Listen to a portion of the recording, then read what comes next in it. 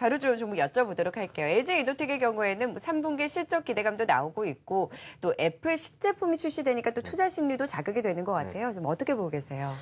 우선 LG 노텍 최근 갤럭시 노트 7 때문에 사실 시장이 상당히 많이들 이야기들이 많았습니다. 그중에서 지금 이야기가 많이 나오고 있는 게 사실 저 같은 경우에는 아이폰을 지속적으로 사용해 왔었는데 사실 저는 그런 생각을 했습니다. 이번 갤럭시 노트 사태가 있고 난 뒤에 상당히 신뢰성이 있다라고 생각할 수도 있겠지만 나는 그래도 이번에는 아이폰을 쓰겠어 라는 생각을 하게 되었습니다. 그만큼 사용자들에 따라서 생각이 달라질 수 있을 것 같은데요. LG이노텍 전거래일 좀 큰 폭의 상승세를 보여줬었던 상황들이었습니다. 우선은 갤럭시 노트 7 반사 이익에 대한 기대감이 어느 정도 또 있었지 않았나라고 볼 수가 있을 것 같은데요. 곧 아이폰이 이제 공개가 될 예정입니다. 7일로 지금 예정이 된다라고 했었는데 그 시기야 좀 조율이 될 수 있을 것 같고요. 그만큼 아이폰에 대한 기대감을 한층 더 높여준 LG 이노텍이었습니다.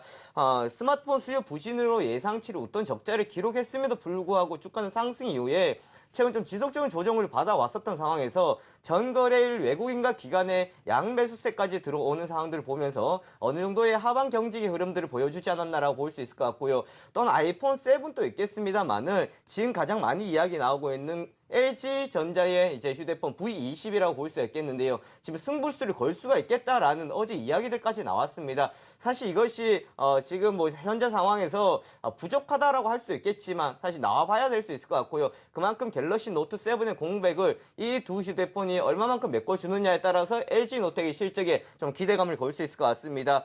아이폰 출시와 또한 신사업에 대한 기대감은 여전히 유효하다라고 보실 수가 있을 것 같고요. 베트남의 카메라 모드를 지금 생산법인은 설립을 하면서 지금 현재 봤을 때는 단가를 좀 낮출 수 있는 상당히 긍정적인 흐름을 볼 수 있을 것 같습니다. 하지만 우리가 LG 그룹을 항상 본다 그러면은 좀 삼성에 비해서는 많이 약하다라고 볼 수가 있겠는데요. LG노텍 같은 경우는 비슷한 국면이라고 볼 수는 있겠지만 단기적으로 봤을 때는 이전 고점 때까지는 반등의 흐름으로 보시면 될 것 같습니다. 또는 일양약품도 살펴보도록 하겠습니다. 일양약품이 다시금 좀 제약주의 물꼬를 틔워주면 좋겠다라는 생각이 듭니다. 일단 기술 수출 소식이 전해졌는데 주가 흐름도 좋았잖아요. 좀 어떻게 판단하셨어요? 방금 박지영 차장님 달리는 말씀하셨는데요. 한번 올라타 솜처럼 볼까요? 달리질 않는데 예. 올라타야 될지 상당히 지금 네. 고민이 되는 상황입니다. 사실 일양약품 전날 달리려고 하다가 결국 달리지 못한 상황이라고 볼 수 있을 것 같습니다. 우선은 외국인 기관들의 매도세가 나왔었던 상황이었고 시가를 지켜주지 못하고 결국 음봉으로 마감을 하는 상황이었습니다. 플러스로 끝나긴 끝났습니다. 하지만 시장에서 지금 이것을 과연 어떻게 받아들이느냐라는 건데요. 제가 생각할 때는 지금 현재 흐름이 단기적으로는 차익 물량이 나오더라도 추세는 충분히 전환해줄 수 있는 매기가 되지 않았을까라는 생각들을 해볼 수 있겠습니다. 하지만 전반적인 지금 제약업종이 좀 부진하다라는 것은 그만큼 실적에 대한 불확실성들이 많이 있겠고 실적에 대한 기대감이 많았었는데 현실적으로 나타나지 않았기 때문에 나타났다라고 볼 수 있습니다. 그런 반면 일양약품 같은 경우에는 이번에 실적 역시도 나름 나쁘지 않았던 상황들이었기 때문에 지속적인 관심이 필요하다고 보시면 될 것 같고요. 우선 놀텍의 기술 수출 계약이었습니다. 러시아와 2,200억 규모 기술 수출 계약을 맺었다라는 소식이었는데 1년 매출액보다 많은 금액이고 수출에 비하면 7배가 달한다라고 러시아의 발에 비해서는 7배 이상이 된다라고 이야기 나왔었던 상황들이었습니다. 상당한 규모였다라고 볼 수 있을 것 같고요. 과거 한미약품에 비해서는 많지는 않습니다. 하지만 그만큼 기술 수출에 대해서 일양약품이 다시금 관심을 받을 수 있었던 계기였던 것 같습니다. 지난해 6월달, 8월달에 놀텍과 슈펙트를 기술 수출을 했었던 상황이었고 이번엔 그때보다 훨씬 더 많은 규모로 수출을 했었기 때문에 앞으로도 역시나 기대가 되는 측면이라고 보시면 될 것 같습니다.